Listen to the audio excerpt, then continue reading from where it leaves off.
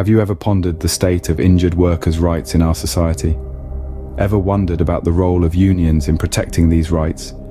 The answers might surprise you. Our story today brings us to the heart of a growing concern: the federal human rights of injured workers and the role, or rather the lack of role, unions are playing in their protection.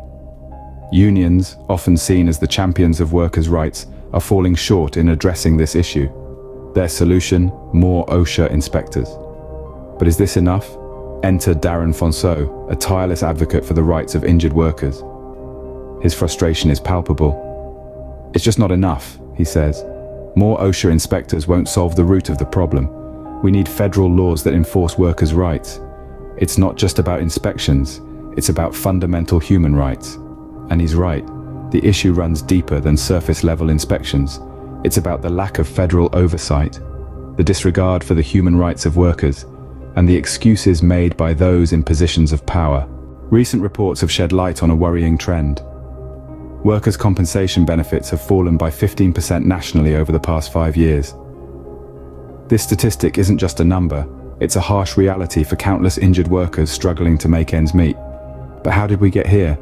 It's part of the grand bargain that Labour has lost, while unions remain silent. Once upon a time, workers traded their right to sue their employers for the promise of guaranteed, albeit limited, benefits in case of injury. But as benefits continue to decline, it seems that the bargain has turned sour for workers. The silence of the unions on this issue is deafening. It's high time they stepped up to address this issue, to fight for better compensation for injured workers. This is a silent crisis that needs urgent attention. The rights and welfare of our workers are at stake. Scene 3. The state of injured workers' rights. This video segment exposes the harsh truth. Unions, which were supposed to stand as a fortress against wrongdoing, have ultimately become part of the problem. Their suggestion of adding more OSHA inspectors is merely a superficial fix to a deep-rooted problem. The real issue lies in the lack of federal laws safeguarding the rights of workers. Without these laws, the rights of injured workers remain undefended, their voices suppressed, and their difficulties overlooked. The voice of Darren Fonzseau resonates the sentiments of many. His frustration reflects the plight of countless injured workers left abandoned, their rights ignored, and their cries for justice falling on deaf ears. Moving on to scene number 4, unions and the problem. The crux of this video is quite straightforward. It underscores the immediate necessity for action, the urgency for unions to rise and perform beyond their current efforts, the demand for federal laws to uphold and protect the rights of laborers, the requirement to surpass the basic resolution increasing OSHA inspectors. The call to action is unequivocal. It's the hour for unions to take charge. It's the moment for lawmakers to intervene. It's the period for society to be vigilant. The rights of the injured workforce teeter on the edge. Are we going to meet the challenge or persistently ignore it? Scene 5. The urgent need for action. The plight of injured workers mirrors the condition of our society. We must push ourselves to improve.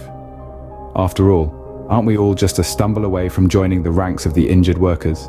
Reflecting on our society, unions are certainly playing a commendable role, advocating for roughly 10% of the workforce who are in decent jobs. This begs the question, what happens to the other 90%? We form the majority, the forgotten, the ones who often slip between the cracks. The disproportion in representation is not merely a gap but a gaping chasm. It's a wide mass of workers who are left to fight their own battles, devoid of the safeguard and negotiating power a union affords. It's time we implore our unions to broaden their reach, to encompass those who aren't under their shield. More crucially, though, we require federal standards to secure all workers, not merely the ones fortunate to belong in a union. The predicament of injured workers transcends being a union issue or a corporate issue, an issue that concerns all of society, a matter of human rights. It's time to divert our attention from the minority to the majority. It's time for federal standards that guarantee the rights and safety of every single worker in our... Because each worker counts, each worker is entitled to safety and equitable treatment. And, okay. Nah, Darren's on the phone. Darren, what, buddy? We got important guests. What do you need, buddy? He's here right now. You know why we've gone through Labor Day weekend and nobody said about one word about a war on injured workers or a needed Fed issue as we Reverend Barber to scream louder for Med for All plan that Section 801 leaves our injured workers behind. And I want to know why we are failing the injured workers of America. Miss LaGrange. Now what, Darren, Darren, don't you think that we don't say the word injured workers because you do too much? That what they mean is funding OSHA, which Biden has talked about, as has everybody running for federal government, as well as what, Brian? Also, the COVID gag order. We're talking about that. Well, and I think also, Brian, and also, Darren, you know, the corporations don't want to be liable if someone gets sick from COVID, and the union community is behind it. Yeah, and they're fighting for a federal oversight and a federal regulations for OSHA in regards to COVID, so that everybody's safe. But Darren, are you talking right now about the people who are hurt right now? No, I'm talking about the ones that get hurt in the future. Okay, so are we? I'm talking about federal oversight that Senator Sanders told us we needed, and that we've also been told by United States Congress that we need, and the Research Service, Federal Congressional Research Service. We need this federal oversight. We were told we need this federal oversight, but the Jason Call for Congress, who's running for Congress, won't put my issue on the table because he's busy pushing single payer and Medicare for all instead of my Fed issue. All right, listen, write it up and we'll blog it and we'll target him. I've written it to you already several times and you keep failing to push my issue. I have lawyers behind me saying, Darren, you're correct.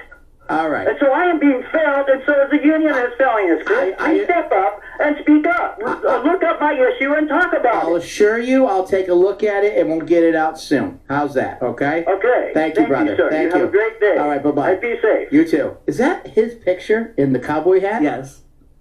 He is scary. He sounds scarier than he really looks. I agree. Okay. Thanks, James, for having me getting screamed at by my number one fan. It's your dream. Anyway. In the echoes of time, we hear their cries and slave voices of the injured workers. They toil and they bled, their spirits tied. But today we rise, we won't be deterred. Through the hardship and the pain, they fought for their rights. Their voices echoing the still of the night. The fields and factories they worked for so long. Their struggle, their story must be heard in song. Cry for the workers, the heroes of the land. In their voices we unite hand in hand. Through the echoes of time we'll find a way to freedom and justice. We won't be swayed.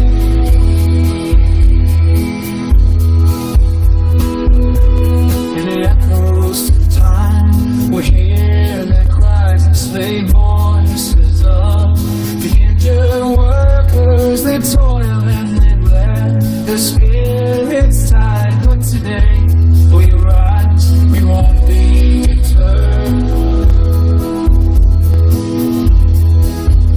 Through the hardship and the pain, they fought for their rights. Their voices echoing the still of the night. The fields and factories they worked for so long. Their struggle, their story must be heard in song.